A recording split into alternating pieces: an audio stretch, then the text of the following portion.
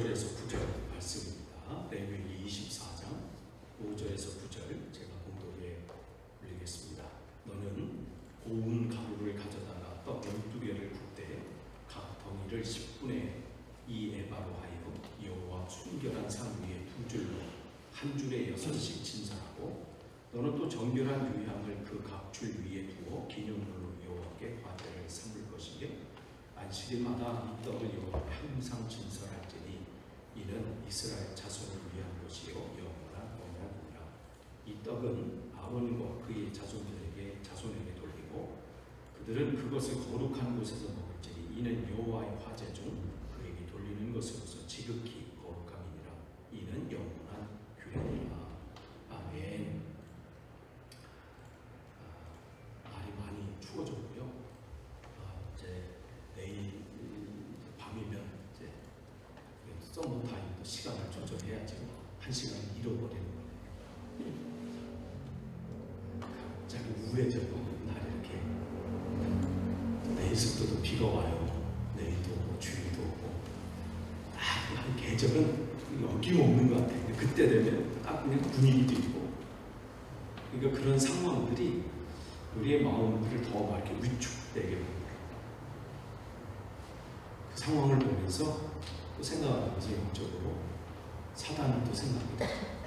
내가 주님 앞에 온전히 서지 못하도록 얼마나 우리의 마음을 흔드는지 몰라요. 그러나 겉사람을 우리가 이렇게 나이가 들고 해도 속사람은 주께서 우리를 늘 감격케 하실 줄 믿습니다. 다음 그림 넘겨주세요. 오늘 현재 이 성막 중에서 우리가 성막 문을 통과해서 번제가 통과해서 물두멍에서 지금 성소로 들어왔습니다. 성소 위에 또 이렇게 덮개들이 좀 4종류의 덮개가 있어요. 해달이 있고, 그 다음에 염소로 짠 거, 이렇게 쭉 이렇게 돼 있고, 또 염소들로 짠 거. 그래서 또 그렇게 됐기 때문에 그 안에는 캄캄하다고 그랬어요. 그런데 환해질 수 있는 것은 거기에 등잔대가 있는 거죠. 등잔대가 있고, 그 다음에 그 맞은편에 오늘 우리가 볼 그 떡상이 거기에 있습니다. 떡이니까 이걸 그냥 보는 사람은 한국식 떡이 아니에요. 빵이에요. 그런데 우리가 해석을 하다 보니까 이게 떡이 되어 있는 거예요. 그래서 이 떡을 진설병이라 이렇게 얘기하고 있고, 그 부분은 우리가 또 좀 나누도록 할 겁니다. 그리고 그 앞에 앞에 분향단이 있죠. 그래서 분향단에서 휘장을 지나가면 거기 덮개가 있는 지성소가 있습니다.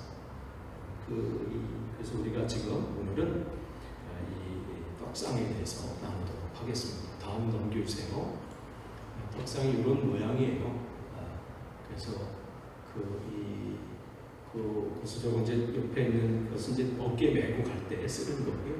그래서 6개 그 빵을 이렇게 그렇게 올려놓고 거기에 또 그릇도 있고 대접도 있고 또 거기 기름을 담아놓는 통도 있고 또 따르는 잔도 있고 숟가락도 있고 그렇습니다. 그런 내용들이 이렇게 쭉 되어 있습니다.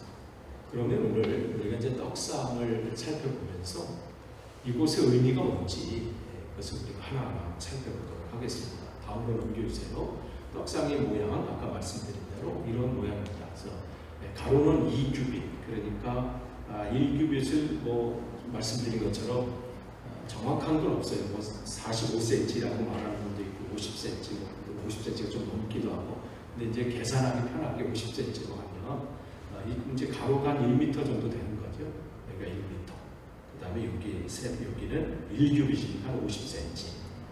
그리고 높이는 1.5규빗, 그러니까 75cm. 이렇게 아담합니다. 그리고 매우 크게 많이 컸으면 매우 가지도 못해요. 그러니까 그런 식이고 하고 또 그렇게 되는데 거기에 12덩이의 빵을 구워서 올리고 6개씩 그것은 12지파를 의미하는 것이죠. 모든 지파가 하나님 말씀 안에 거하기를 원하는 것이죠. 이 12개로 시작됐지만 나중은 이것은 뭐예요? 땅 끝까지 이르러 내 증인이더라. 그렇기 때문에 이 말씀은 12지파가 아니라 이제는 예수 그리스도가 오신 것으로 해서 땅 끝까지 이 말씀이 전해져야 되는 것이죠.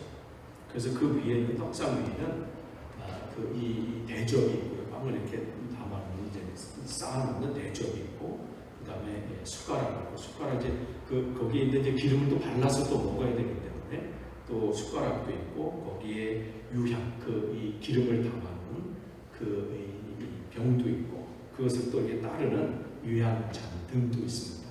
그런 보조 기구들이 그 안에 담겨져 있습니다. 다음으로 넘겨주세요. 그러면 이 떡상의 의미는 뭘까? 요한복음 거기 6장 47절에서 51절 말씀 거기 보면 우리 한 목소리를 같이 읽어볼까요? 요한복음 6장 47절에서 51절 시작. 진실로 진실로 너희에게 이르노니 믿는 자는 영생을 가졌나니 내가 곧 생명의 떡이니라. 너희 조상들은 광야에서 만나를 먹었어도 죽었거니와 이는 하늘에서 내려오는 떡이니 사람으로 하여금 먹고 죽지 않으려 하는 것입니다. 나는 하늘에서 내려온 살아있는 떡이니 사람이 이 떡을 먹으면 영생하리라. 내가 준 떡은 세상의 생명을 하는 것이다. 아멘. 그러니까 이 떡을 통해서 이스라엘 백성에게 주신 내용은 뭐냐면, 너희들이 바로 이 떡을 먹는 것 단순히 그냥 거기 있는 빵을 먹었다 이 얘기가 아니라 하나님의 말씀을 먹는 거예요. 그러니까 예수 그리스도의 말씀이 되는 거죠.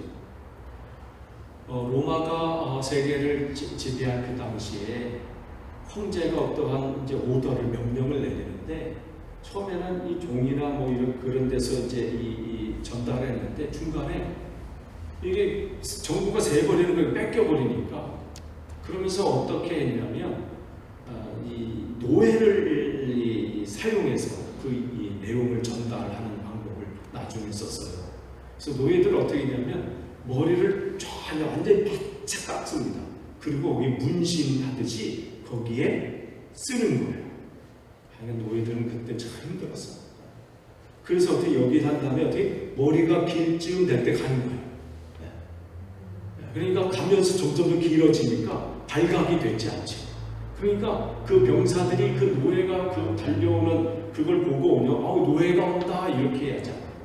뭐냐면 황제의 말씀이 온다 이렇게 얘기를 했대요.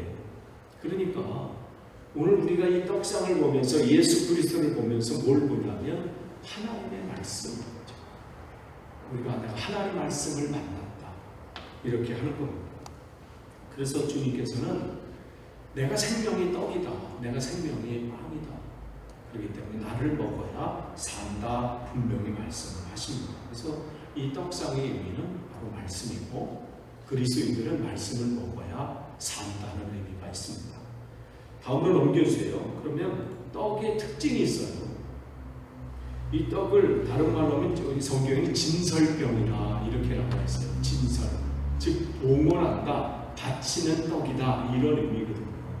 참 근데 한국말 이렇게 어려워요. 진설병 하면 뭔가 이렇게 병도 사실 어려워요. 떡병자인데 병이 진짜 병인 줄 아는 분도 계셔. 이렇게 저 병을 뭐 어떻게 하나? 떡이에요. 참 한글이 어려워요. 그런데 이제 한문이다 보니까 그렇죠. 근데 이제 그거를 하나님 앞에 봉헌한 빵이다 이런 의미죠. 그런 의미는 원래 그 원어의 의미는 그 얼굴의 빵으로 이렇게 되는 거죠. 그 얘기는 뭐냐면 하나님 얼굴 앞에, 즉 하나님 앞에 이 빵을 내가 드립니다 이 얘기입니다. 그 얘기를 하면서 어떻게 해요? 그렇기 때문에 이 진설이라고 하는 것은 하나님 앞에 내가 드린다 이런 얘기입니다. 그래서 하나님의 얼굴 앞에 놓는 빵, 이것을 진설병이라 이렇게 얘기를 합니다. 그래서 출애굽기 25장 30절에 하나님의 얼굴 앞에 그 성의 상 위에 진설병을 두어, 즉 하나님 앞에 그것을 두어 항상 내 앞에 있게 할지니라. 그래서 그들은 그걸 보면서 우리가 그냥 드렸어 이게 아니라 그걸 볼 때마다 하나님의 말씀을 기억하라는 얘기입니다. 그러니까 빛을 볼 때마다는 어떻게 내 안에 빛 되신 주님을 생각하면서 그 빛이 나를 통해서 세상에 비춰지기를, 내 안에 성령의 불이 꺼진 것은 아닌지 점검하고 그 빛이 세상의 이 산 위에 있는 마을이 숨기지 못하는 것처럼 그 빛을 등경, 즉 마루 밑에다 놓으려고 하는 게 아니라 거기다가 그 등경, 그 등자 위에 올리는 것처럼 나를 통해서 예수 그리스도의 빛이 비춰지는 것처럼 그 빛 대신 그 삶을 살려면 우리가 해야 될 것은 바로 말씀을 먹는 것이다. 이런 의미죠. 그렇기 때문에 떡에는 특징이 있어요. 넘겨주세요. 첫 번째가 레마의 원칙이 있어요. 말씀에는 두 가지가 있습니다. 뭐냐면 로고스가 있고요. 로고스는 무슨 의미는 그냥 성경 우리가 있는 그냥 성경에 있는 내용은 그냥 로고스의 말씀이라 이렇게 얘기해요. 우리가 읽잖아요. 태초에 하나님이 천지를 창조하셨다. 그래서 쭉 그냥 읽어요. 그거는 내가 그냥 눈으로 읽으면 로고스예요. 근데 어느 순간 그 말씀이 나에게 훅 들어오는 말씀이 있어요. 나를 움직이게 하는 말씀이 있고 어떤 것을 끊게 하는 말씀이 있고 어떤 것을 붙잡게 하는 말씀이 있다. 내 인생을 바꾸는 말씀이 있는 거예요. 그것을 레마라고 해요. 그 말씀. 그러니까 우리가 로고스로 읽는 말씀이 어떻게 돼요? 레마가 돼요. 그래서 그 떡을 볼 때마다 그냥 떡이 있네, 하나님의 말씀이 여기 있네, 그게 아니라 그 말씀이 로고스가 레마가 될 수 있다. 그러니까 우리는 그냥 늘 그냥 말씀 읽는 것에 끝나는 게 아니라 그 지식을 늘리는 것에 불과하죠. 그 말씀이 내 삶 속에서 그 말씀대로 행해질 수 있다. 그러니까 오늘 제가 새벽 기도에 말씀드린 것처럼 이 28장, 사도행전 28장 22절에 거기에 있는 유대교 지도자들이 바울이 초청한 거에 응답해서 바울을 찾아왔잖아요. 무슨 화려한 궁전에 초청한 게 아니에요. 초라한 방안 그냥 이렇게 그런 곳이에요. 그런데 그들이 그 유대교의 그래도 지도자급 되는 어른들이 아니 바울이 오라고 한다고 오고 가라고 한다고 갈 사람들이 아니잖아요. 그런데 찾아온 이유가 있잖아요. 왜냐하면 내가 당신의 그 말하는 그걸 알고 싶어서 그들이 로마에 있으면서 궁금한 거예요. 60년대에서부터 특별히 65년 이후 바울이 로마로 잡혀 그렇게 이제 재판받으러 간 그 기간이 굉장히 핍박이 강한 때입니다. 그런데 사람들이 보는 거예요. 아니 저 기독교인들이 믿는 저 예수가 누구길래 저 환난 속에서도 저렇게 저도 평안할까? 저 상황 속에서 어떻게 저렇게 기뻐하나? 그게 궁금한 거예요. 아니 뭐가 잘 되고 뭐가 잘 성공하고 이런 게 아니라 정말 사자밥이 되고 어디 이 로마 그 귀족들도 왕의 그 가든 파티에 이 횃불이 돼가지고 그렇게 타 가는데도 어떻게 저들은 저 안에서 예수 그리스도를 고백할까? 아니 전염병이 막 돌 때 사람들은 저 사람들을 하면서 피하고 도망가고 거부할 때 어떻게 그들은 그 병자들 앞에 가가지고 그들을 함께하고 치유하는데 같이 할까? 왜냐면 그들은 예수님의 그 말씀을 로고스의 말씀으로 본 게 아니에요. 그냥 너희들이 내가 헐벗었을 때 나를 옷을 입혔고 내가 굶주렸을 때 먹을 것을 주고 내가 감옥에 갔었을 때 나를 돌보고 그런 내용 밑줄 긋고 이걸로 끝난 게 아니라 그 말씀대로 살아간 거예요. 헐벗은 사람이 있으면 가서 나누고 입히고 먹이고 재우고 감옥에 가고 그러한 것들. 그러니까 나중에 황제가 어떻게 다시는 감옥에 와서 이 사람들 돌볼 일 없도록 해라 이렇게 해요. 감옥에 갇힌 사람들이 많은 사람들이 기독교인이에요. 근데 이 기독교인들이 또 거기 찾아가서 그들을 또 돌보고 그러니까 나중에 그걸 거부를 하지 못하도록 할 정도로. 그러니까 그들은 어떻게 레마의 원칙으로 산 거예요. 말씀을 내 말씀으로 붙잡고 이건 나의 주의 말씀이다. 그러면서 내 삶 속에서 그러한 삶을 산 거죠. 두 번째 넘겨주세요. 이 떡의 특징은 이 교제의 원칙이에요. 거기에 이 말씀 있죠. 사도행전 2장 46절 47절 우리 같이 한번 읽겠습니다. 시작. 날마다 마음을 같이하여 성전에서 모이기를 힘쓰고 집에서 떡을 떼며 기쁨과 순전한 마음으로 음식을 먹고 하나님을 찬미하며 또 온 백성에게 칭송을 받으니 주께서 구원받는 사람을 날마다 더하게 하셨습니다. 아멘. 그 당시에는 무슨 교회 이런 건물이 없으니까 보통 이 초창기 이때는 말씀을 얻었는 성전에 가면 솔로몬 행각이 있어요. 그 성전이 이렇게 있고요. 그 이방인의 뜰이 이렇게 있으면 그 끝에 쪽에 이렇게 기둥으로 이렇게 쭉 돼 있는 여러분 그림을 보게 예루살렘 성전 뭐 그림이나 이렇게 보시면 기둥이 막 있는 데가 있어요. 거기 솔로몬 행각이에요. 그러니까 지붕만 있고 이렇게 기둥이 있는데 그럼 그들은 거기서 늘 이렇게 말씀을 이렇게 묵상하고 서로 나누고 뭐 이렇게 했단 말이죠. 그러니까 그 당시에 복음을 전하는 말씀을 가르치는 장소가 바로 거기에요. 그래서 사도들이 잡혔을 때 천사를 동원해서 그 사도들을 새벽에 깨워서 일어나라 하면서 풀어주잖아요. 그래서 너 빨리 가서 성전에 가서 지금 말씀을 전해라. 그들이 간 곳이 바로 거기거든요. 왜냐하면 그들이 말씀을 들으려면 거기 가면 이제 말씀을 들을 수 있는 사람들이 이른 아침부터 거기 오는 거예요. 와가지고 오늘은 무슨 말씀 누구한테 전화 받을까. 그러니까 그들은 성전에 모인, 성전이라는 건 그 안에 여기 모인 게 아니었어요. 거기 가서 모여서 늘 말씀을 들은 거예요. 그리고 이제 말씀을 들은 걸 어떻게 해요? 이제 집에 가서 나누는 거예요. 그 내가 들은 말씀을 서로 떡을 떼면서 그냥 단순히 밥 먹는 게 아니에요. 그 말씀을 서로 나누는다 이런 의미죠. 그러니까 우리가 주일날 함께 밥을 먹고 나누고 하는 것은 단순히 밥을 먹는 것에 끝나는 게 아니라 그 안에 내 삶을 나누고 내 문제가 있으면 한 주간 살면서 내가 실패한 내용이 있으면 그것도 나누고 그러니까 나누면 성공한 거 또 잘된 것만 나누는 게 아니에요. 실패했던 거 내가 말씀대로 살려고 했는데 또 분노를 했습니다. 또 짜증을 냈습니다. 또 뭐 하는데 또 실패했습니다. 이런 것들 나누면서 서로 위로하고 또 격려하고 또 새 힘을 얻는 것이죠. 그래서 이 떡을 먹는다라는 것은 바로 결국은 교제가 거기에 포함되어 있어요. 그래서 교회는 이 교제가 중요합니다.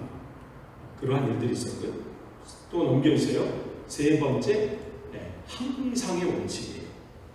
거기 보면 이 떡을 항상 진설하도록 되어 있습니다. 안식일마다 이 떡을 여호와 앞에 항상 공헌하라고 했습니다. 그것은 늘 뭐 이번 주는 하고 뭐 다음 주는 안 하고 뭐 이런 게 아니라 항상. 그러니까 이 말씀은 뭐 어느 날 특별히 뭐 한 말씀 듣고 끝나는 게 아니에요. 말씀은 날마다 묵상합니다. 날마다 그 말씀 붙잡는 거예요. 우리의 생각이요. 뭐 이렇게 한다고 했지만 금방 까먹고 무너지는 게 우리예요. 이제는 되돌아서면 뭘지 뭐 이럴 때가 있잖아요. 그러니까 말씀을 어떻게 계속 반복하는 거예요. 주야로 묵상. 그게 복 있는 사람이라고 분명히 말씀하십니다. 그러니까 날마다 하루 24시간 일주일 365일 그곳은 항상 그곳에 있어야 돼요. 그러니까 내 눈앞에 주의 말씀은 내 발의 등불이요. 이 말씀을 하시거든요. 우리가 그 만남을 주셨을 때 그 말씀이 늘. 근데 성경 한번 찾을까요? 거기 이제 여러분이 보실 때 성경 구절이 없는 건 찾으라는 얘기예요. 이제 앞으로 쭉 나와요. 그러니까 딱 나오면 출애굽기 16장 31절은 찾아야 된다. 요거예요. 먼저 찾으신 분이 한번 읽어주세요. 출애굽기 16장 31절. 이스라엘 족속이 그 이름을 만나라 하였으니 가시같이 희고 맛은 꿀 섞은 과자가 붙었더라. 만난데 그게 처음 보는 거죠. 이게 웬 떡이냐 이거거든요. 이게 웬 빵이냐 처음 본 거니까. 그런데 그들이 맛은 꿀 섞은 과자 같더라. 그랬어요. 광야 생활 나가니 배고픈데 야 이보다 더. 사실은 꿀 맛이다는 건 전 별로 안 좋아해요. 꿀을 별로 안 좋아해가지고. 어쨌든 우리가 맛있다 할 때 꿀 맛이라고 하잖아요. 어쨌든 이게 꿀 섞은 과자 같다고 그랬어요. 그 민수기 근데 거기 한번 11장 9절 또 한번 읽어보세요. 밤에 이슬이 진영에 내릴 때에 만나가 흙에 내렸더라. 민수기 11장 9절 맞나요? 예. 네.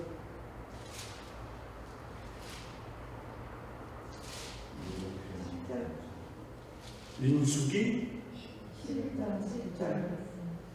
11장 9절. 아마 7절 만나는 가시와 같고. 맞아요. 네, 제가 잘못 썼네요. 민수기 11장 7절. 11장 7절. 네, 읽어보세요. 만나는 가시와 같고 모양은 진저 같고. 거기 보면 이제 잠깐 볼게요. 민수기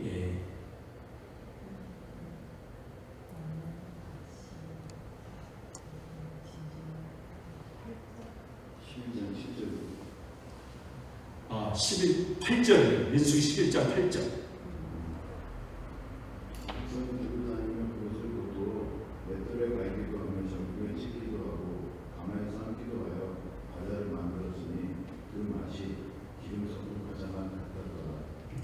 이건 아멘이 아니에요. 왜냐면 요 전에 얼마나 불평하죠.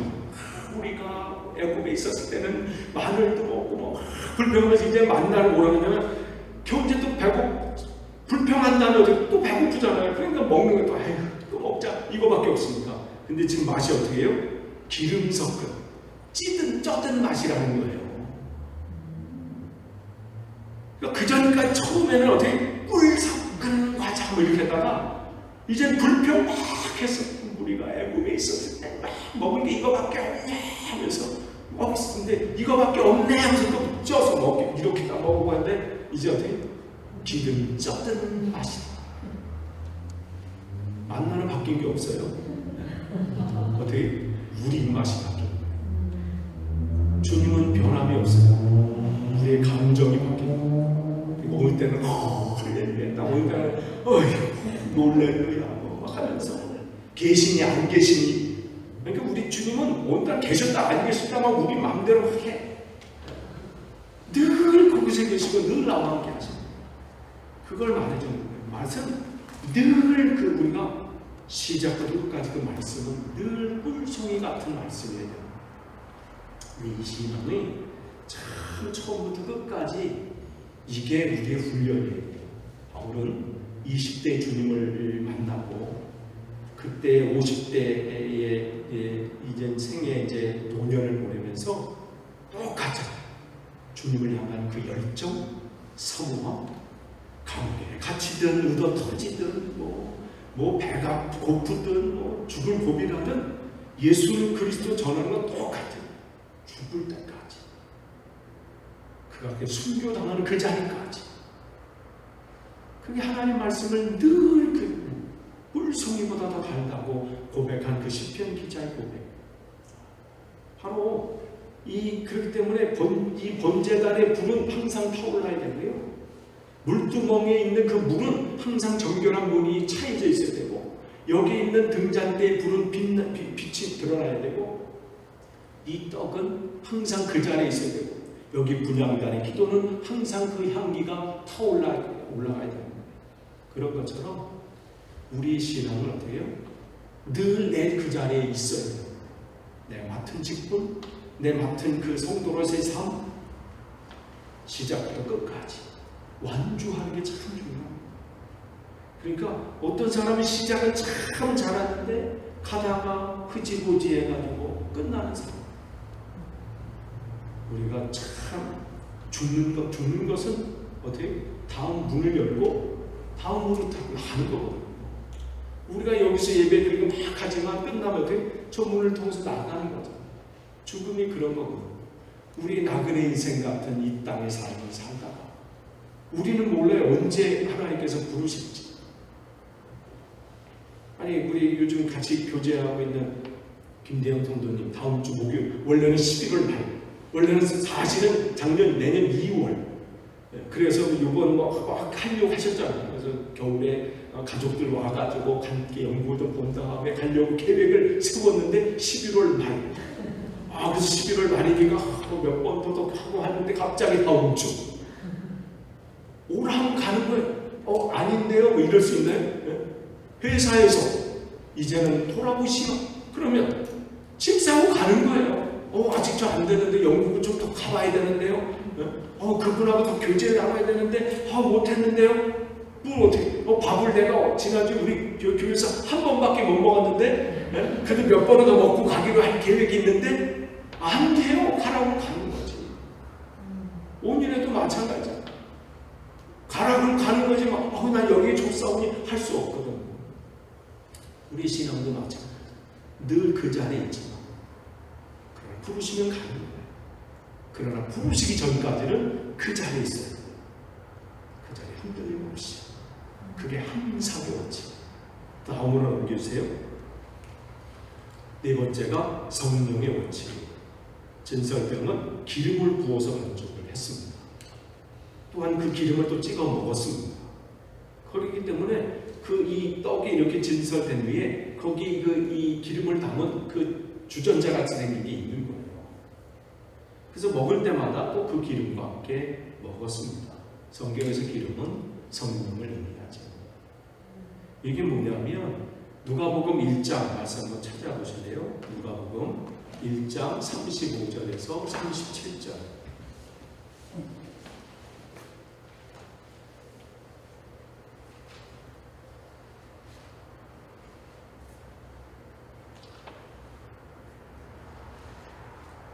먼저 또 읽으셔도 돼요. 선생아 내가 살아있을 성령이 내게 임하시고 지극히 높으신 이의 능력이 너를 덮으시니 그러므로 날씨가 거룩한 일은 하나님 앞에 내가 벌어지리라. 보라 내 친족 엘리사벳도 늙어서 아들을 배웠으니 본래 임신하지 못한다고 알려집니다. 이 6달이 되었나니 그래서 하나님의 모든 말씀을 능하지 못하심이 없느니라.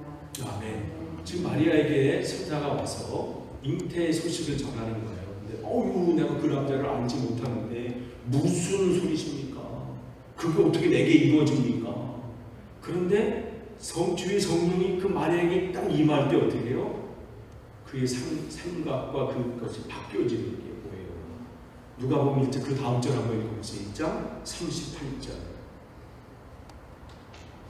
마리아가 이르되 주의 여종이오니 말씀대로 내게 이루어지이다 하며 천사가 떠나가니라. 아멘. 성령이 내게 임하시면 그러면서 그러면서 여호와의 능력이 더 있으니까 그러면서 여호와의 말씀은 능치 못함이 없다. 그러니까 그 전까지는 안 돼요, 할 수 없어요, 그런 일이 말이 됩니까? 했더니 그 일이 어떻게 해요?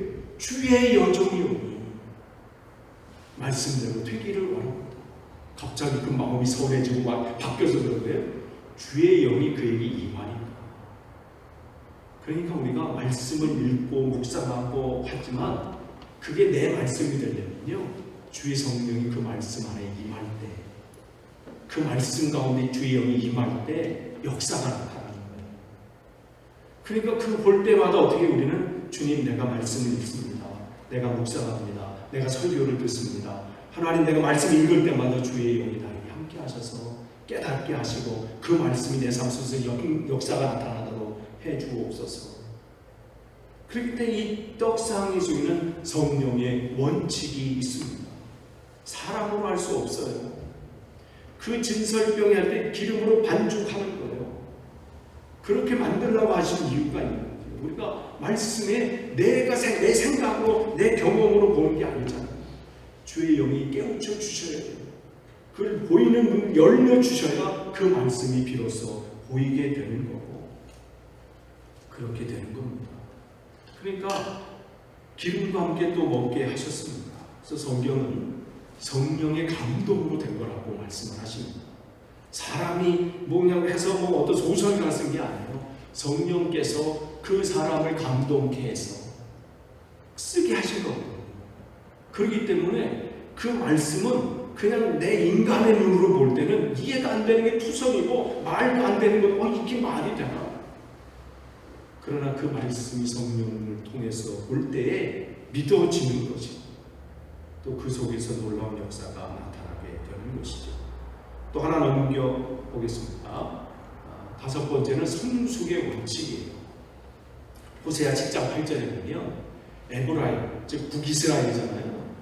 북이스라엘 이제 이 얘기를 하면서 성경에서 에브라임 그러면 북이스라엘을 말합니다. 밑에는 유다 이렇게 하는데 이 호세아 선지자는 이제 호세아 선지자는 이 밑에 사람이잖아요. 그 밑에 유대 사람인데 하나님께서 그를 보내신 거예요. 보내서 복음을 이렇게 보내시는 이제 이스라엘에서 복음을 전하는데 그들 뭐라고 얘기하냐면 너희들은 어떻게 하면 뒤집지 않은 정병, 진설병이라는 얘기예요.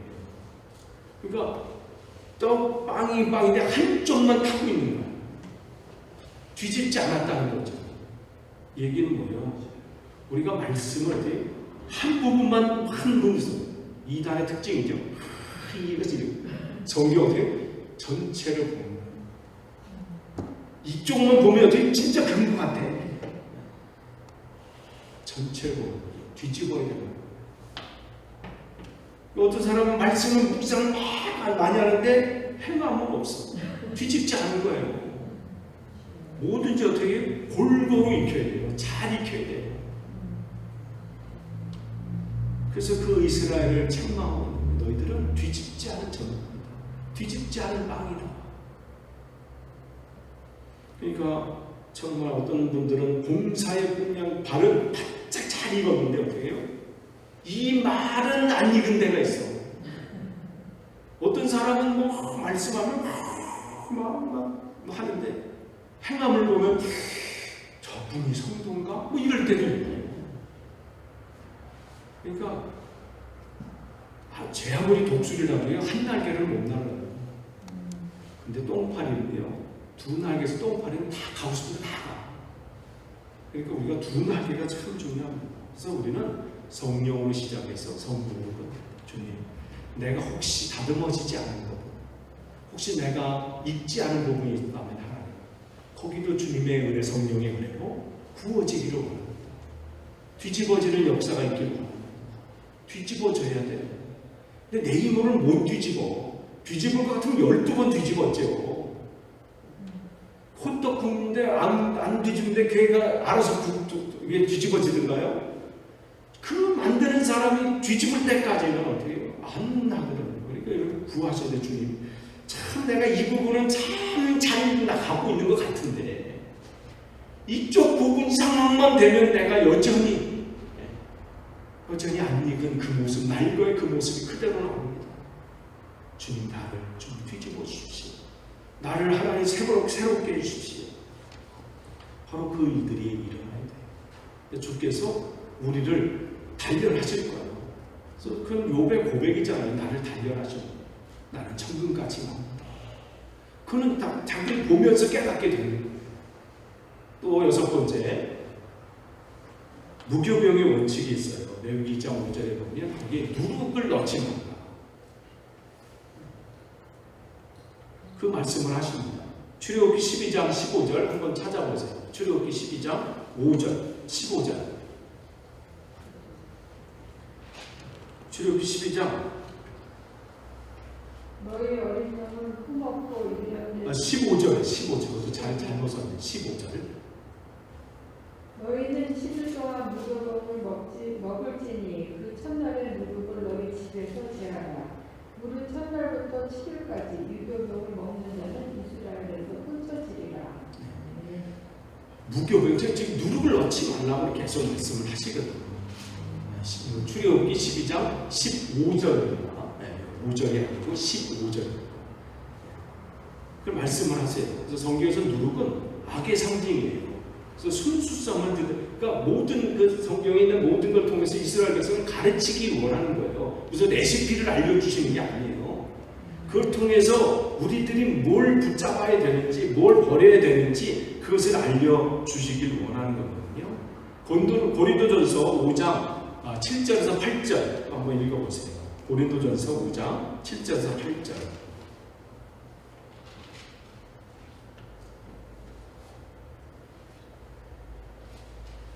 그 눈치 게임 아닙니다.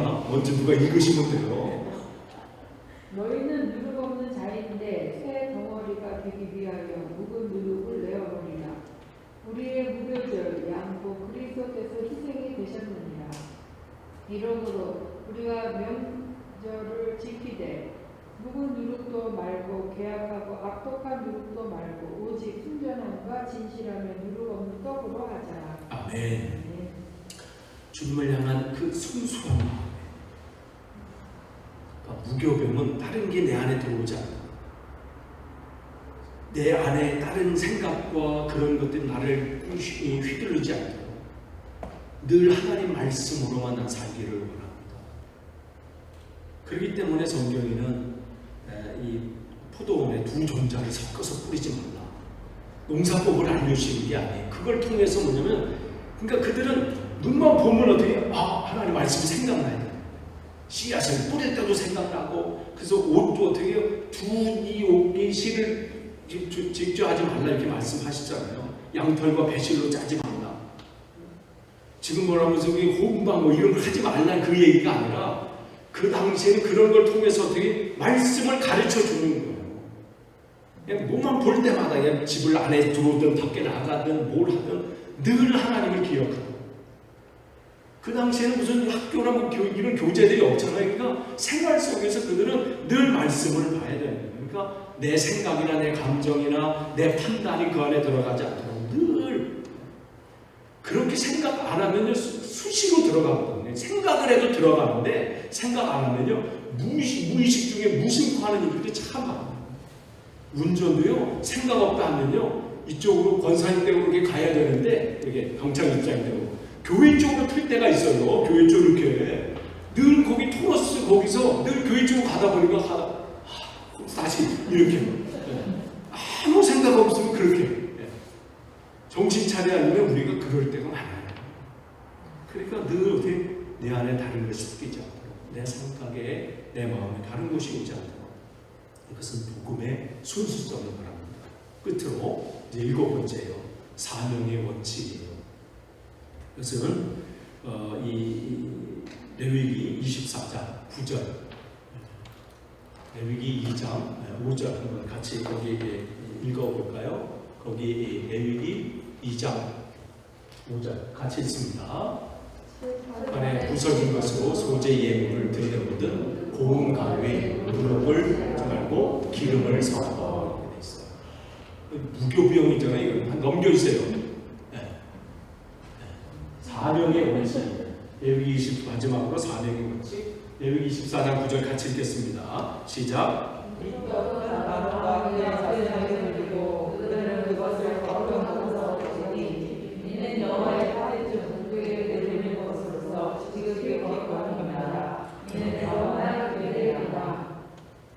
거기 보면 거룩한 곳에서 먹으라고 되어 있어요. 거룩한 곳에서 먹어야 된다. 그럼 거룩한 곳 어딜까요? 물론 이 성소 안을 말해요. 그리고 그것은 그렇지만 출애굽기 3장 출애굽기 3장 5절 한번 읽어보실래요? 출애굽기 3장 5절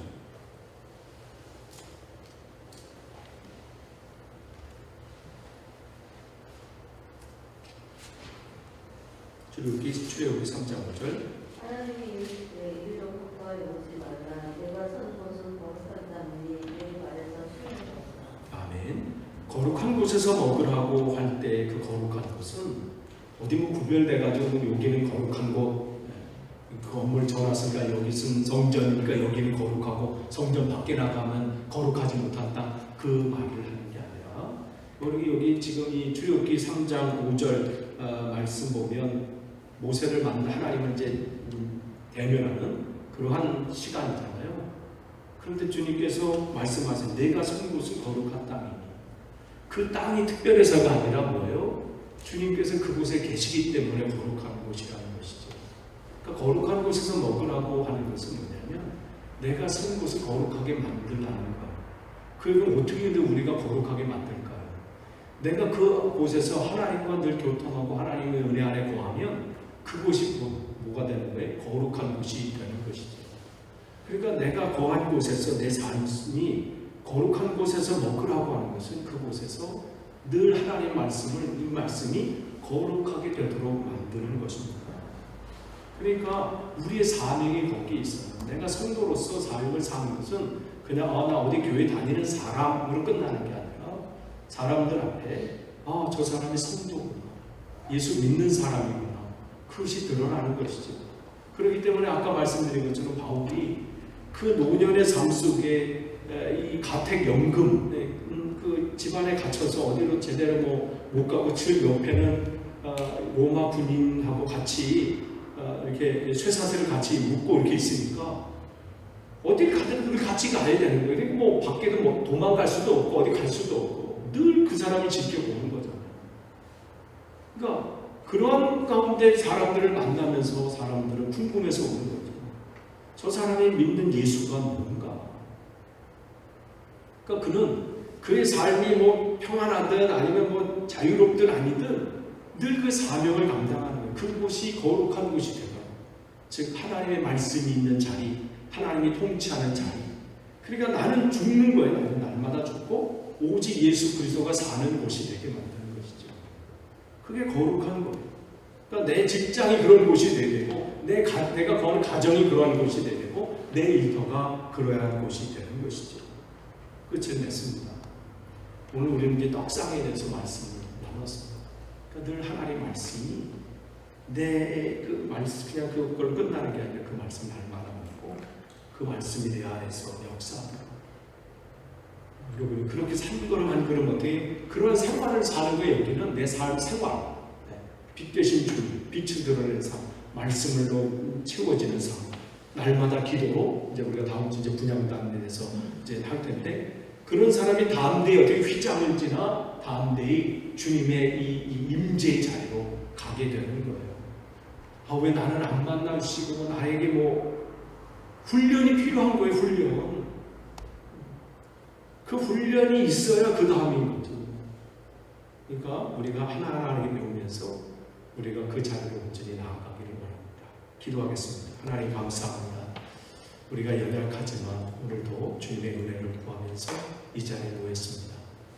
말씀 가운데 하나님 함께 하시는 깨우쳐주시고 날마다 주님 말씀으로 채워지고 내 생각이 아닌 주님의 뜻으로 날마다 채워지고 그 말씀으로 온전히 오늘도 내가 새롭게 되어지는 귀한 시간들 되게 없어서 감사드리며 예수님의 이름으로 기도하옵나이다.